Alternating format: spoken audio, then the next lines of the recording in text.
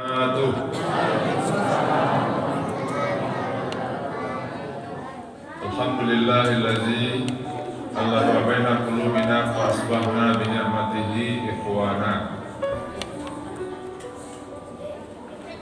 Bersyukur kita kepada Allah yang telah melemburkan dan menyatukan hati kita. Maka dengan nikmat Allah itu kita bersaudara. Asyhadu an la ilaha illallah wahdahu la syarikalah. Asyhadu anna Muhammadan abduhu wa rasuluhu la nabiyya ba'da. Selawat kita kepada Nabi kita yang telah mengeluarkan manusia minaz zulumati ilan nur, dari kegelapan jahiliyah kepada cahaya Islam yang terang benderang. Bapak, Ibu, jemaah tarawih yang dimuliakan oleh Allah Subhanahu wa Ta'ala. Karena tidak ada judul khusus dari pengurus, saya ambil saja judul yang saya anggap penting untuk kita bahas, yaitu menjadi manusia yang paling berkualitas, atau dalam bahasa agamanya menjadi manusia yang paling terbaik. Kita sebagai manusia hendaknya kita bisa menjadi manusia yang baik. Ini disebut dengan solihin, orang-orang yang soleh, orang-orang yang baik. Karena memang itu merupakan impian dari setiap muslim, dan Allah juga mengharapkan kita menjadi orang-orang yang soleh. Tetapi lebih daripada itu, Bapak dan Ibu,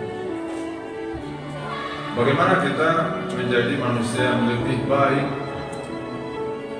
menjadi manusia yang lebih berkualitas. Nah, siapakah orang-orang yang paling berkualitas itu menurut perspektif Al-Quran, perspektif hadis? Ayat yang kita bacakan di rakaat kedua tadi berbunyi, "Wa man ahsanu qawlan mimman da'a ila Allahi wa 'amila sholihan wa qala innani minal muslimin."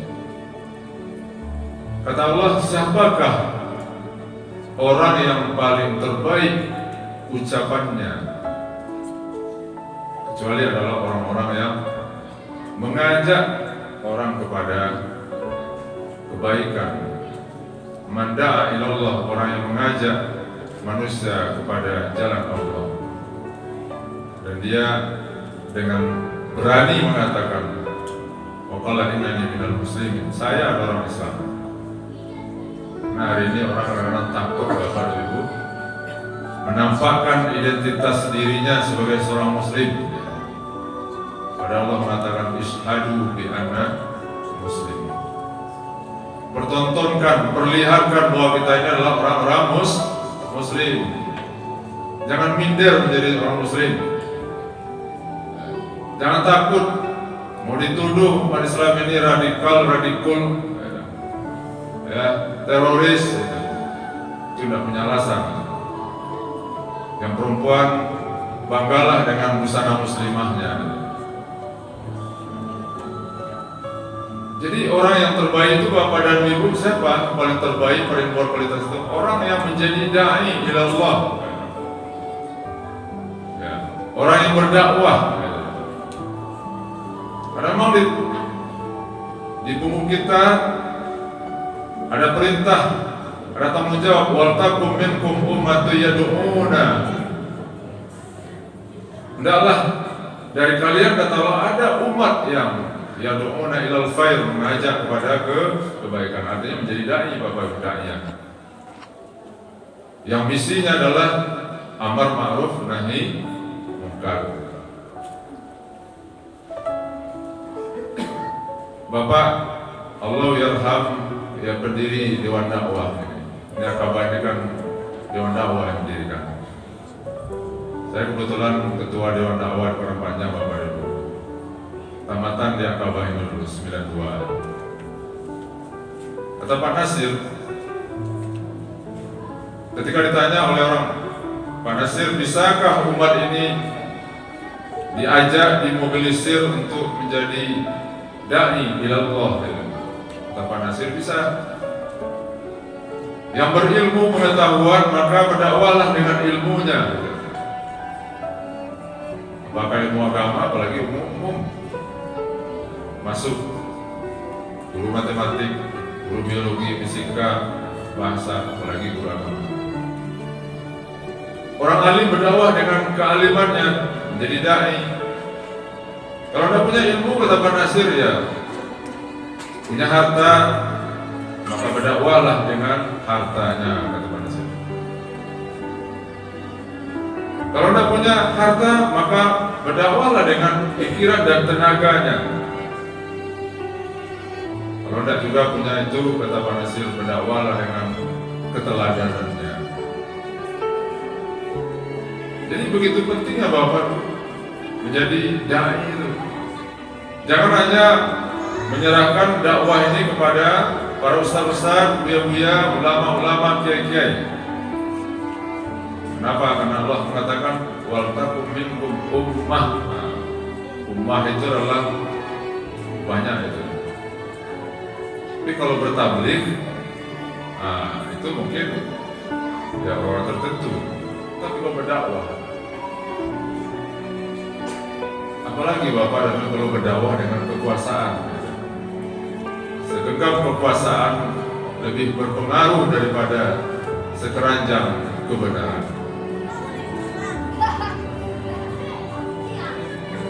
Islam dulu Bapak dan Ibu, ketika Nabi Muhammad SAW merenung, gelisah melihat kondisi masyarakat Arab yang tidak ada keadilan, tidak bermoral, wanita tidak dihargai, praktik minuman keras, judi, maka Nabi pergi ke Gua Hira untuk merenung bagaimana menyelesaikan persoalan umat ini.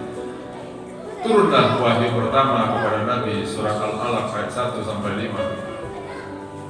Kemudian Nabi turun ke bawah, kemudian berkata kepada istrinya, Zamiluni, Zamiluni, selimuti aku. Diselimuti oleh istri beliau Khadijah. Kemudian setelah itu ditanya oleh Khadijah, apa yang terjadi? Ceritakanlah oleh Nabi, ya apa yang dialami semasa di Gua Hira. Bahwa itu pertanda bahwa engkau adalah menjadi Nabi. Mulailah Bapak dan Ibu Nabi berdakwah, dimulai dari keluarganya. Maka masuk Islamlah Khadijah binti Khuwailid. Kemudian Nabi mengarahkan dakwahnya, lalu masuk Islam Abu Bakar Siddiq. Dari kalangan budak masuk Islam Bilal bin Rabah. Dari kalangan anak masuk Islam Ali bin Abi Thalib, Utsman. Akhirnya satu demi satu dakwah Nabi itu diterima.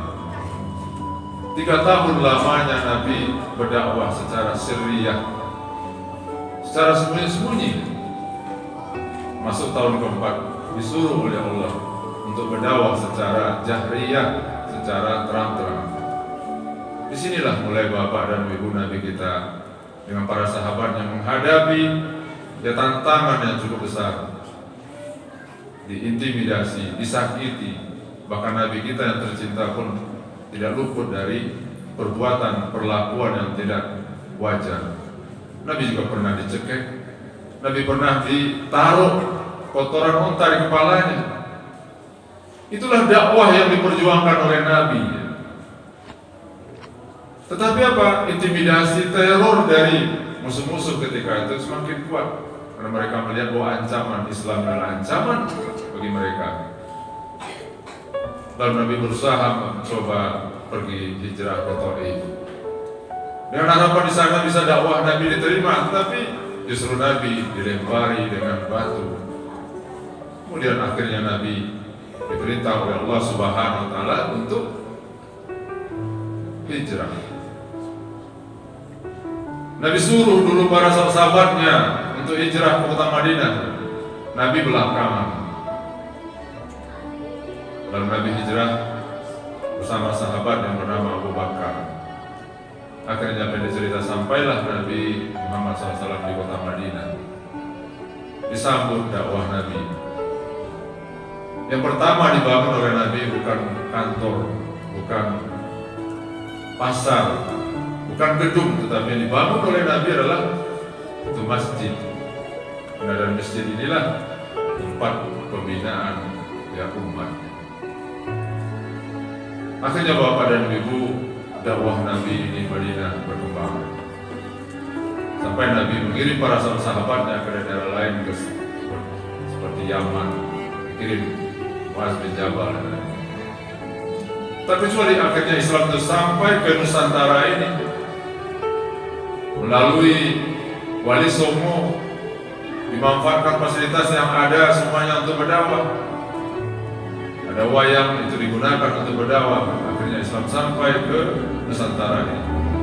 Awalnya Nusantara ini 100% ya beragama yaitu kafir. Akhirnya Islam berkembang di Indonesia jadi 99%. Tapi akhir hari ini Bapak dan Ibu, menurut data Islam hanya sampai jumlahnya 85%. Kenapa terjadi penurunan? Kenapa? Karena sebagian umat Islam banyak yang sudah kembali atau murtad dari Islam.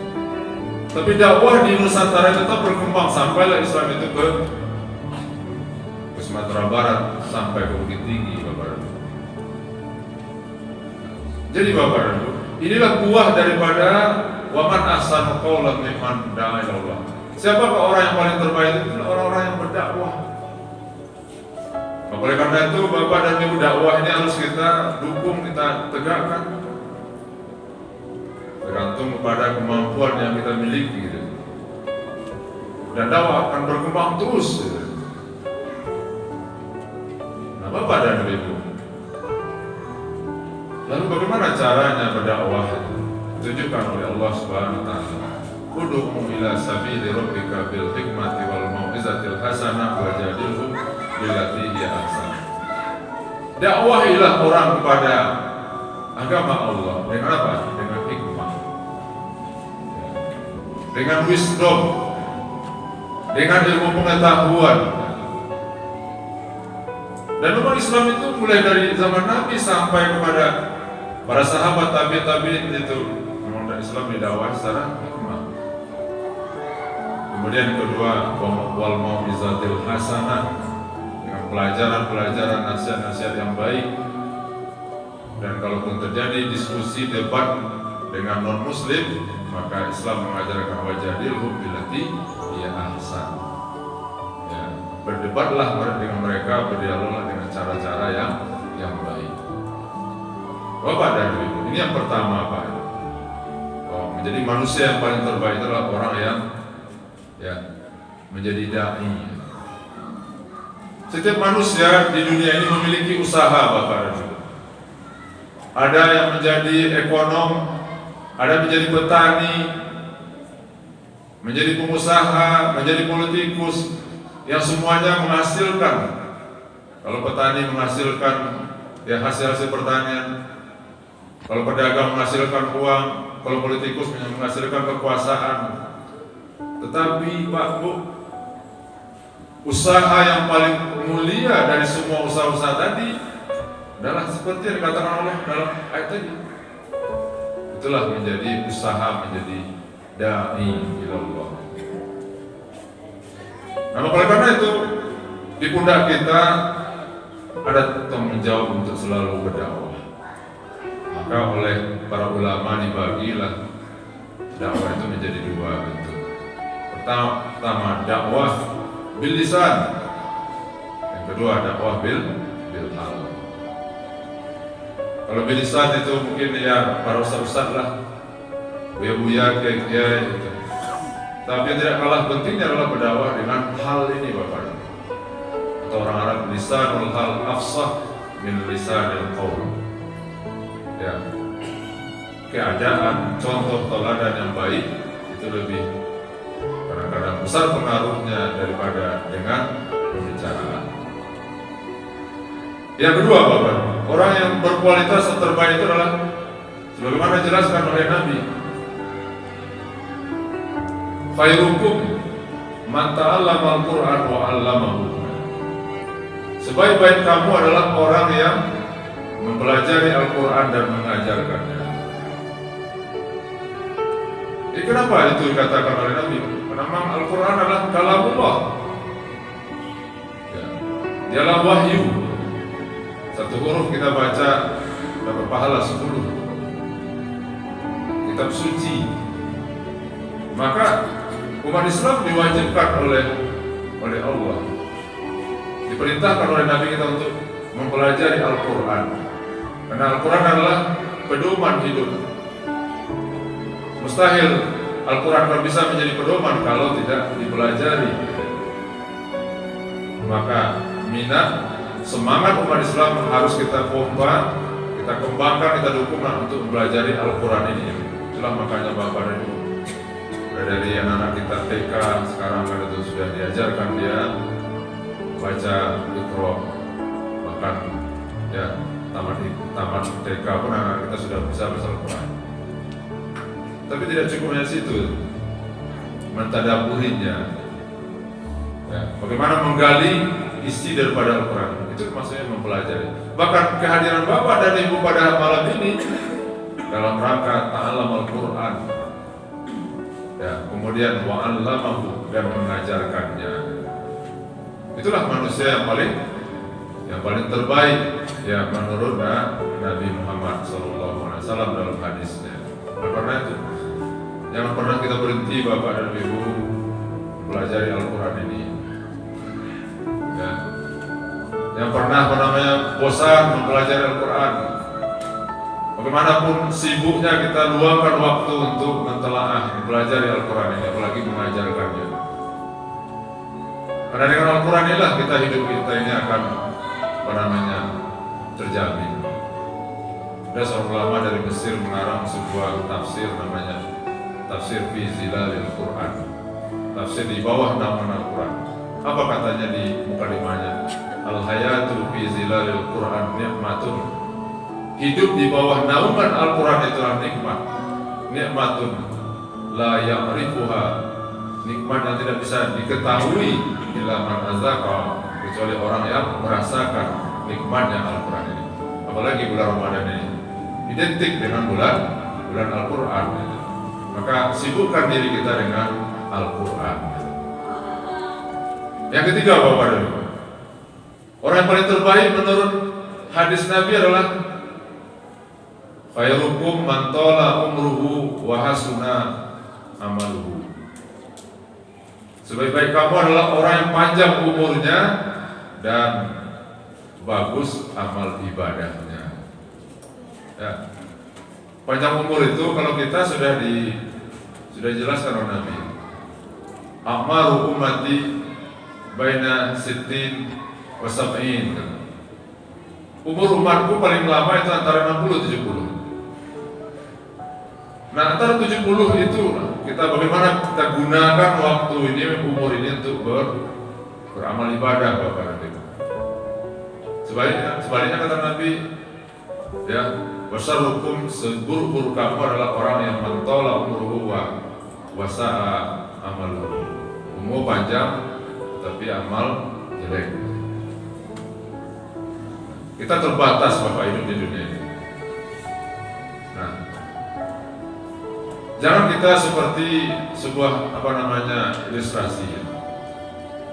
Suatu ketika seekor katak melihat seorang nelayan sedang memancing ikan. Lalu katak masuk ke dalam air, dilihat oleh katak dalam air seekor ikan sedang memakan umpan dari nelayan tadi. Lalu katak mendekati ikan, wah ikan, jangan kau makan umpan itu, karena itu adalah jebakan. Nanti kau akan ditarik, dibawa ke atas. Sesampai di atas, engkau nanti akan dibelah perutmu, dikeluarkan isi perutmu, dan engkau akan dibakar dan engkau akan dimakan. Kenapa katak berkata seperti itu? Karena dia tahu apa yang terjadi di darat. Tapi ikan tidak mengindahkan nasihat katak. Dia terus memakan umpan. Akhirnya dia tersangkut dan dia dibawa ke atas. kemudian sampai di atas dia melihat kenyataan apa yang disampaikan oleh kata tadi. Ternyata sampai di atas dibelah perutnya, dikeluarkan isi perutnya, dibakar. Menyesal ikan. Kenapa dia tidak mengindahkan nasihat daripada kata tadi? Apa artinya Bapak dan Ibu? Ini merupakan ilustrasi bagi kita bahwa kita sudah dinasihati oleh Nabi, dinasihati oleh para ulama-ulama, para ustaz-ustaz, buya-buya, kiai-kiai tentang kehidupan kita pasca di dunia ini, di mana nanti setelah kita wafat kita masuk ke dalam alam barzakh namanya. Itu sudah dinasihati oleh Allah, dinasihati oleh Nabi. Para ustaz-ustaz sudah menyampaikan. Itu ketika Nabi Muhammad SAW membawa sahabat yang bernama Abdullah bin Umar, dibawa oleh Nabi Abdullah bin Umar mengantarkan jenazah ke kuburan. Lalu kata Rasulullah pada Abdullah bin Umar, wahai ananda anakku, ketahuilah bahwa kubur ini dia akan berteriak sekeras-kerasnya. Kata kubur, akulah tempat yang paling sadis, akulah tempat yang paling sempit, akulah tempat azab, kecuali kalau Allah melapangkan. Itu setiap kubur, kata Nabi. Lalu Rasulullah memberikan nasihat kepada Abdullah, wahai anakku, ketahuilah bahwa kubur ini bisa menjadi raudhatun min riyadil jannah, bisa menjadi taman dari taman surga, tetapi kubur ini juga bisa menjadi hufratun min hufarin nar, menjadi lubang daripada lubang neraka. Setelah dibangkitkan kita nanti, lalu kita berkumpul di padang mahsyar puluhan tahun, lalu kita ditimbang amal kita, dihisab, kemudian kita akan menuju sebuah jalan, melewati jembatan namanya Sirat. Di sana, di seberang ada dua tempat. Pertama neraka, yang kedua surga. Maka apa yang terjadi Bapak? Sebagian orang masuk ke dalam neraka, kemudian di dalam neraka mereka dibakar, ada yang disalib, digantung, di tiang-tiang, diazab. Sebahagian yang mendapatkan nikmat masuk ke dalam surga dengan kenikmatannya. Inilah nasihat dari Nabi kita yang disampaikan, oleh ustaz-ustaz, buya-buya. Dan hendaknya ini menjadi renungan bagi kita. Oleh karena itu Bapak dan Ibu, bagaimana sisa umur yang tersedia ini? Wallahu a'lam. Bagaimana kita gunakan ya umur kita ini dengan beramal ibadah sebanyak-banyaknya. Yang terakhir, yang keempat, orang yang paling terbaik itu kata Nabi adalah khiyarukum ahsanukum khuluqa. Sebaik-baik kamu adalah orang yang paling bagus akhlaknya. Akhlak adalah merupakan buah daripada ibadah buah daripada tauhid. Tidak ada artinya kalau orang akidahnya bagus, ibadahnya bagus, tapi moral akhlaknya rusak. Karena memang Nabi diutus ke dunia adalah innama bu'istu liutammima makarimal akhlak. Ketika ditanya Aisyah oleh sahabat, bagaimana akhlak Rasulullah wahai Bunda Aisyah?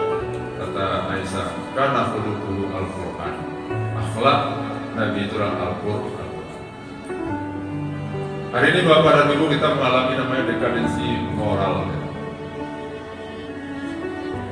Kadang-kadang kita heran itu, orang sudah kuliah tinggi-tinggi S1, S2, S3, tapi tidak terbayang bagi kita kalau dia melakukan tindakan-tindakan kriminal, tindakan asusila, korupsi, manipulasi dan segala macamnya, itu dilakukan oleh orang-orang yang berpendidikan. Apanya yang salah Bapak dulu? Yang salah adalah memang kekurangan moral dan akhlak. Nah, bulan puasa ini pada akhirnya adalah bagaimana menanamkan kepada kita, pertama puasa, bagaimana meningkatkan kualitas iman kita. Yang kedua, meningkatkan kualitas ibadah kita. Yang ketiga adalah meningkatkan kualitas moral, akhlak, attitude, budi pekerti dari kita. Dan orang-orang berakhlak inilah nanti yang akan menjadi orang orang-orang kesayangan dari Allah dan kesayangan daripada Nabi Muhammad SAW. Bapak dan Ibu, jadi itulah 4 ya orang-orang yang termasuk yang paling berkualitas dan paling terbaik. Mudah-mudahan kita masuk ke dalam kelompok-kelompok yang 4 tadi. Pertama, orang yang menjadi dai ilallah. Yang kedua, orang yang mempelajari Al-Quran dan mengajarkan. Yang ketiga, orang yang memiliki akhlak yang baik sehingga kita yang menjadi hamba Allah yang disayangi oleh Allah Subhanahu wa Ta'ala. Mungkin terlalu lama, itulah mungkin yang bisa kita sampaikan. Banyak maaf. Wabillahi taufiq wal hidayah. Wassalamualaikum warahmatullahi wabarakatuh.